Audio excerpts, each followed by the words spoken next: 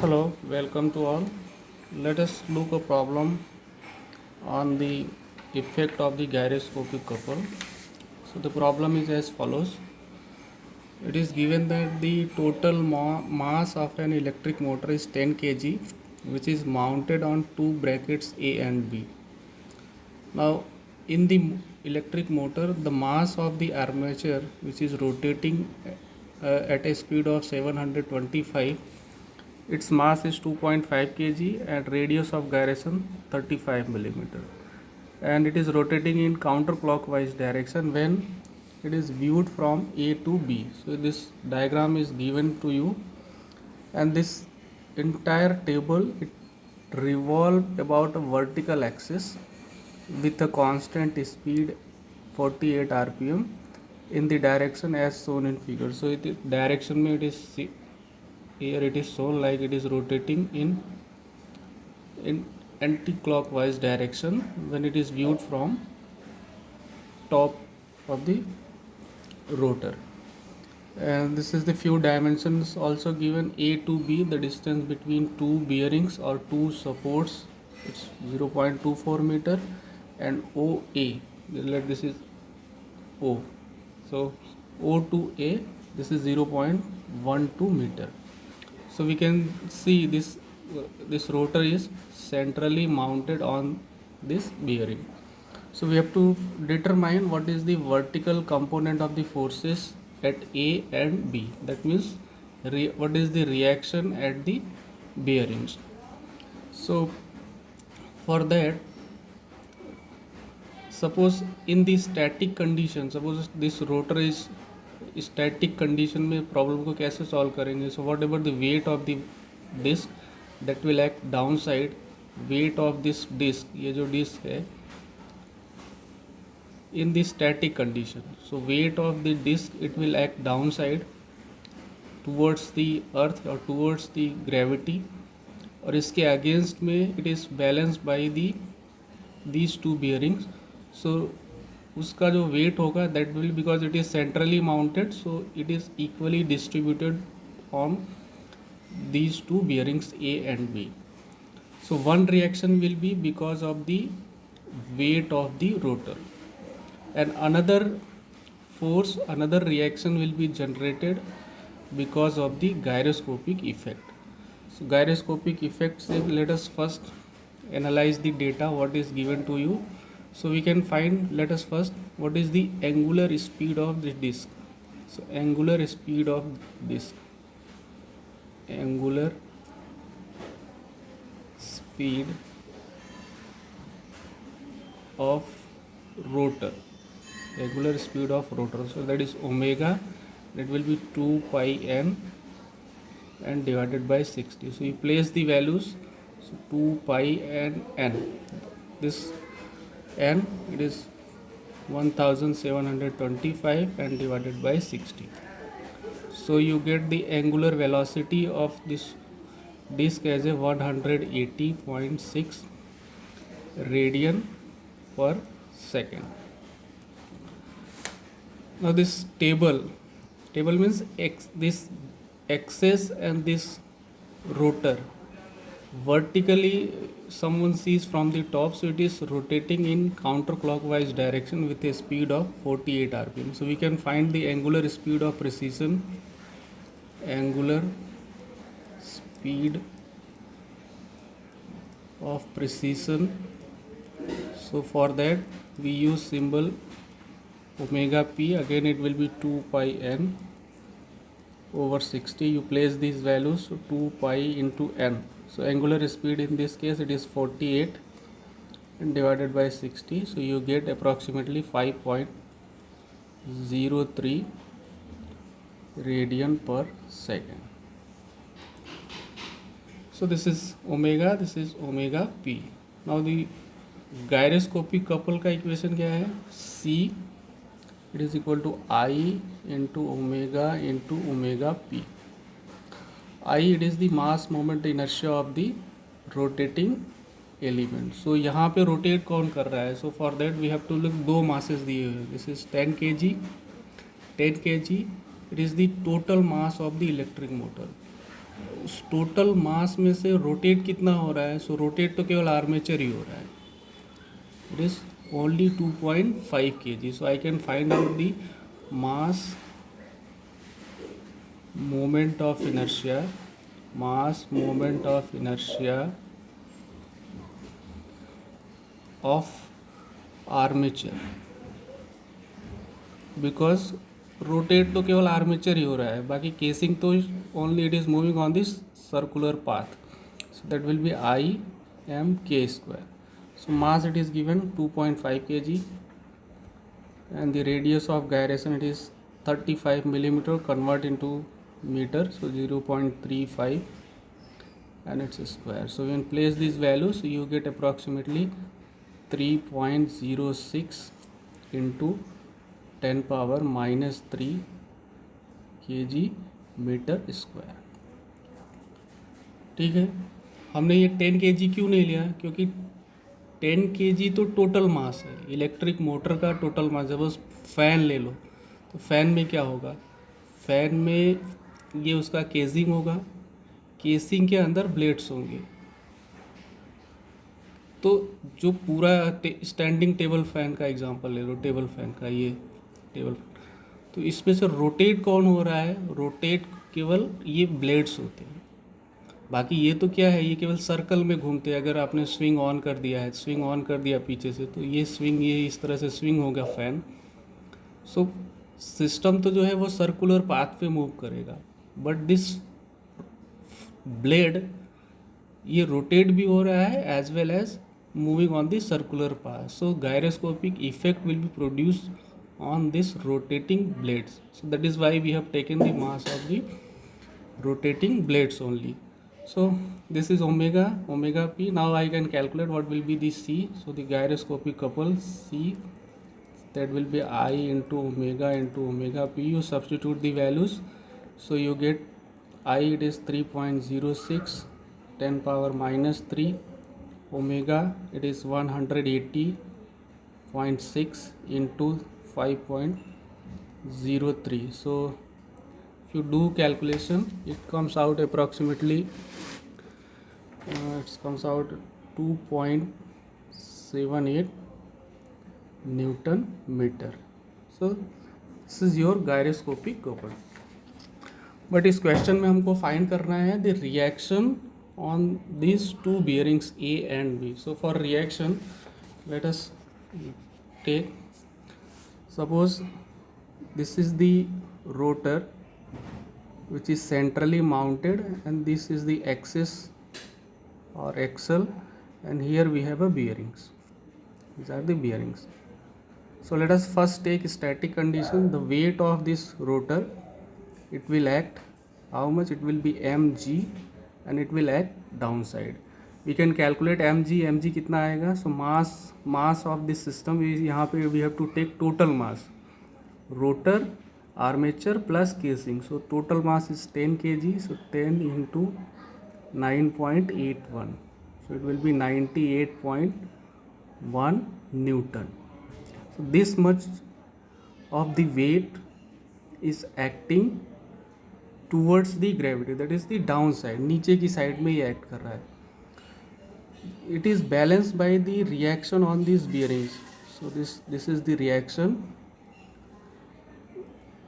RA and RB.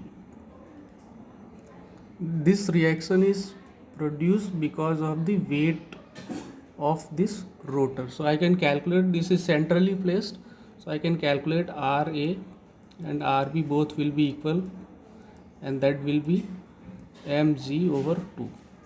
So half of the weight will be divided, because center में रखा हुआ है, so it is divided by 2. So you get approximately 49.05 Newton. So this is the first part. This reaction is produced because of the weight of the rotor. Now अभी हम find करेंगे कि gyroscopic couple की वजह से कितना reaction generate होगा. So for that we have to look what is the direction of the gyroscopic couple. So here we have setting our axes. हम इस तरह से एक्सेस सेट कर रहे हैं. Suppose this is the let in 3 dimensional, this is the one plane this is the another plane.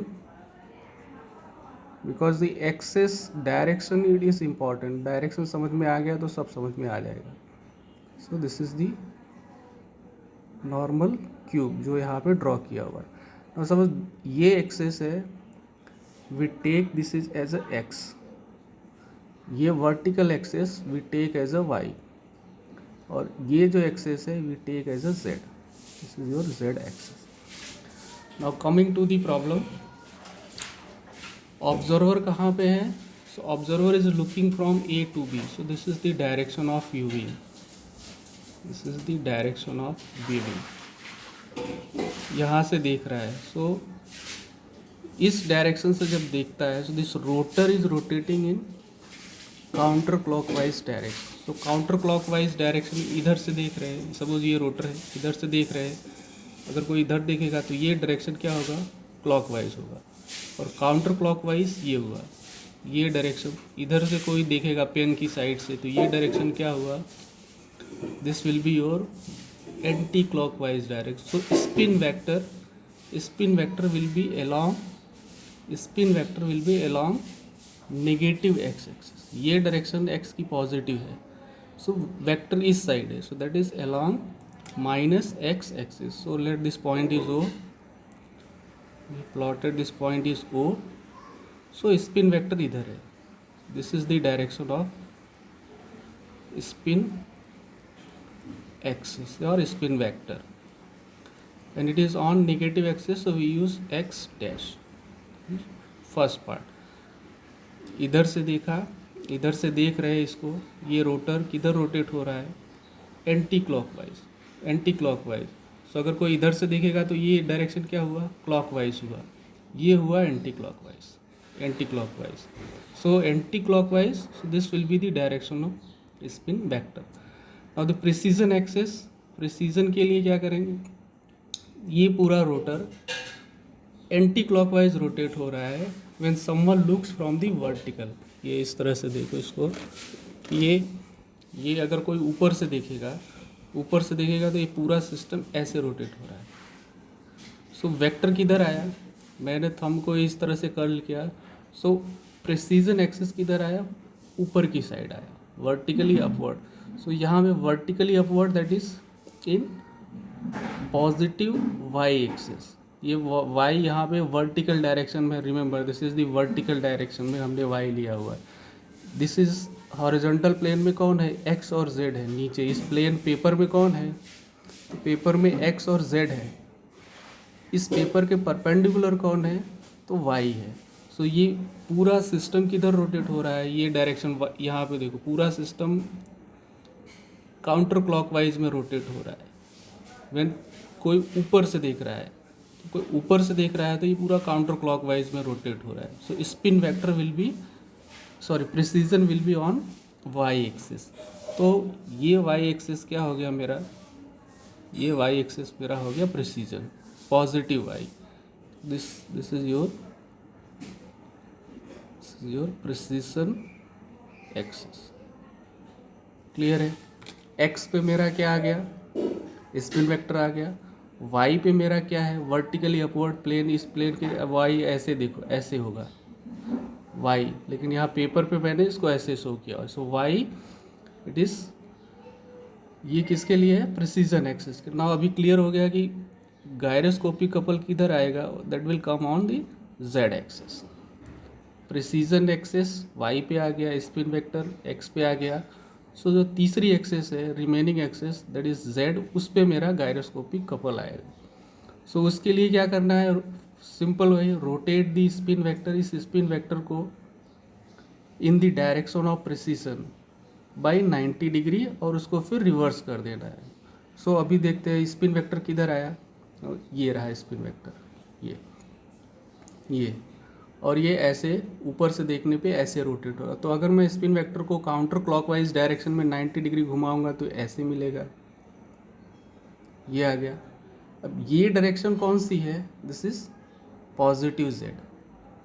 हमने x को किधर घुमाया? Anti clockwise.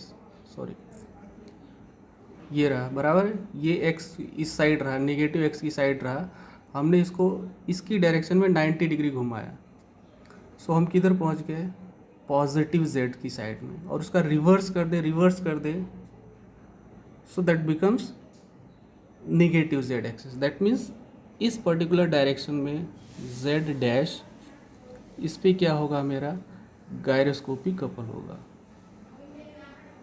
That will be gyroscopic, इस एक्सेस पे गायरोस्कोपिक कपल लगेगा।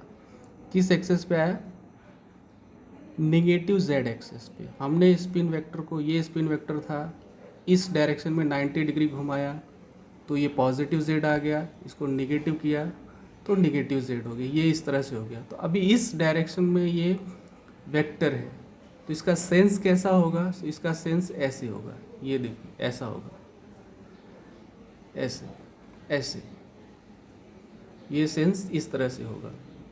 वेक्टर इस साइड है, सो दैट मीन्स अगर कोई यहाँ से देखेगा, पीछे से, पेन के पीछे से देखेगा तो उसको ऐसा दिखेगा, it is clockwise. So clockwise इस डायरेक्शन में गायरोस्कोपिक कपल एक्ट कर रहा है। सो इस रोटर के ऊपर गायरोस्कोपिक कपल कैसे एक्ट कर रहा है, clockwise, that is clockwise. Clockwise किधर से, समवन सीइंग फ्रॉम यहाँ से कोई देख रहा है, ये रोटर है, यहाँ से कोई देख रहा है, सो क्लॉकवाइज ये आ गया, ऐसे आ गया। बट हमको क्या फाइंड करना है, ये तो फोर्स लगा बियरिंग पे, ये तो फोर्स लगा, तो रिएक्शन कितना होगा, रिएक्शन इसके अपोजिट होगा। जैसे हमने क्या किया था, mg नीचे की साइड था और रिएक्शन किधर लगा, ऊपर की साइड में लगा। यहाँ पे गायरोस्कोपिक कपल किधर लग रहा है, इस एक्सिस पे, और ये सेंस रहा उसका क्लॉकवाइज, तो इसका रिएक्शन किधर होगा, इसके अपोजिट होगा। तो इस साइड की बजाय we will take this one, this will be the reaction. और सेंस कैसा हो जाएगा, अभी सेंस ये ऐसा हो जाएगा। दैट मीन्स बी वाला पोर्शन किधर जाएगा, बी ए पे क्या होगा, नीचे की साइड फोर्स लगेगा, और बी पे जो है ऊपर की साइड फोर्स लगेगा। सो ए पे जो फोर्स होगा वो नीचे की साइड लगेगा, और बी पे जो फोर्स लगेगा that will be in upward direction. हमने इसको रिवर्स क्यों किया है, क्योंकि हमको फाइंड करना है reaction on the bearing. This particular axis is indicating the direction of the gyroscopic. इस साइड पे लग रहा है, बट रिएक्शन जो होगा उसके अपोजिट होगा, that means on positive Z axis. तो पॉजिटिव जेड एक्सेस ये आया, पॉजिटिव जेड एक्सेस का सेंस ये रहा। तो अभी आप देख लो कैसे लगेगा ये। सो बी वाले पोर्शन पे अपवर्ड फोर्स लगेगा एंड ए वाले पोर्शन पे डाउनवर्ड फोर्स लगेगा। सो लेट अस कैलकुलेट फोर्सेस कितने होंगे। सो हमने सी की वैल्यू कैलकुलेट की है। So this is the couple. तो हमको फोर्स फाइंड करना है, तो कपल कैसे डिफाइन करते हैं, force multiply perpendicular distance. So इन दोनों के बीच का डिस्टेंस कितना है, 0.24 metre. So let us find the force due to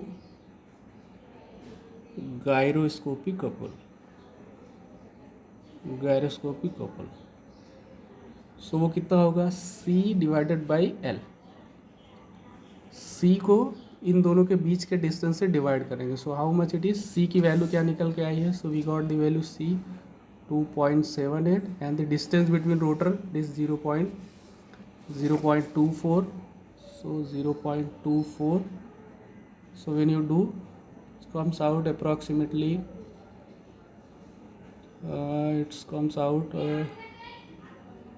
how much it is,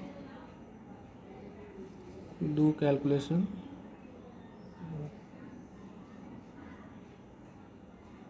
just a minute,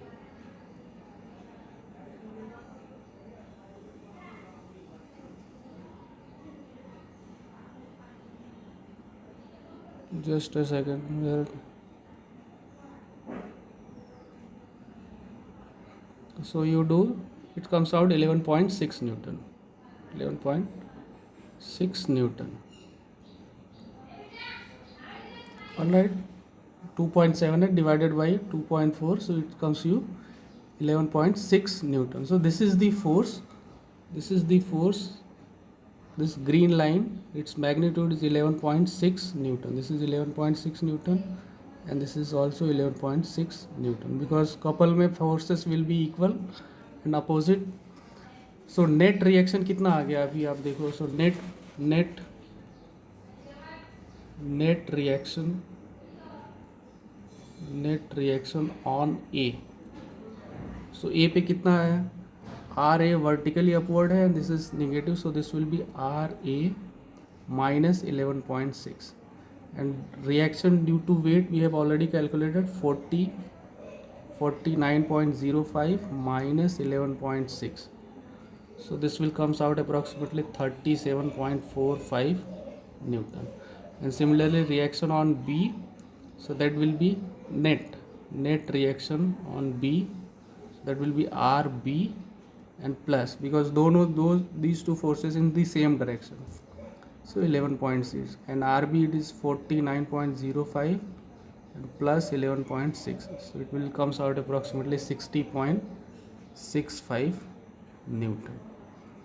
So this is the net force on bearing A, this is the net force on bearing B. So this will be your final answer.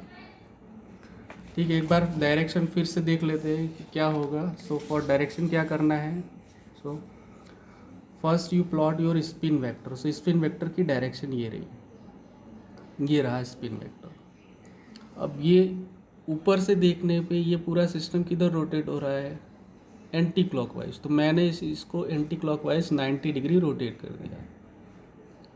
So this is the direction of the active gyroscopic couple. Reactive के लिए हमको direction फिर से इसका opposite करना है. सो ये किधर आया, पॉजिटिव जेड की साइड में आया. हमने इसको रिवर्स कर दिया, now it is on negative Z axis. So this is the direction of reactive, this is your reactive gyroscopic couple जो नेगेटिव जेड एक्सिस पे. तो ये इस तरह से रोटर पे एक्ट कर रहा है. लेकिन हमको क्या फाइंड करना है, इस फोर्स की वजह से कितना रिएक्शन डेवलप हुआ ऑन दिस बियरिंग. तो रिएक्शन के लिए अगेन दिस इज ये एक्टिव एक्शन जैसा हो जाएगा. तो रिएक्शन के लिए again we have to reverse the direction. इसने इस साइड फोर्स लगाया तो इस पे इस साइड फोर्स लगाया. So again we have to change the direction. That means Z की डायरेक्शन में आ गया. तो जेड की डायरेक्शन में आ गया तो रोटर वर्टिकली माउंटेड है, ऐसे रोटर है, ऐसे रोटर है. तो इस डायरेक्शन में फोर्स लगा ऐसे, बिकॉज ये इस साइड में आया. तो इसका सेंस कैसा रहा, ऐसा रहा. तो ये वाला पोर्शन किधर जाएगा, ऊपर की साइड जाएगा, और ये वाला पोर्शन नीचे की साइड है. ये स्पिन वेक्टर रहा, इसको घुमाया, ये मेरा एक्टिव गायरोस्कोपिक कपल रहा, इसको मैंने घुमाया, रिएक्टिव गायरोस्कोपिक कपल आया. और फिर for the reaction again we have to reverse the direction. So in that fashion we find the net gyroscopic couple. Mistake कहाँ पे होती है कि हम ये इसकी डायरेक्शन चेंज करना भूल जाते हैं, क्योंकि हमको क्या फाइंड करना है, रिएक्शन. हमको एक्शन नहीं फाइंड करना है, हमको रिएक्शन फाइंड करना है. जैसे ये mg नीचे लगा तो इसका रिएक्शन किधर लगा, ऊपर की साइड लगा. सो पहले तो गायरोस्कोपिक कपल फाइंड करने का किस डायरेक्शन में लग रहा है, and for reaction you reverse the direction. So this will be the problem based on gyroscopic effect on the bearings. Thank you.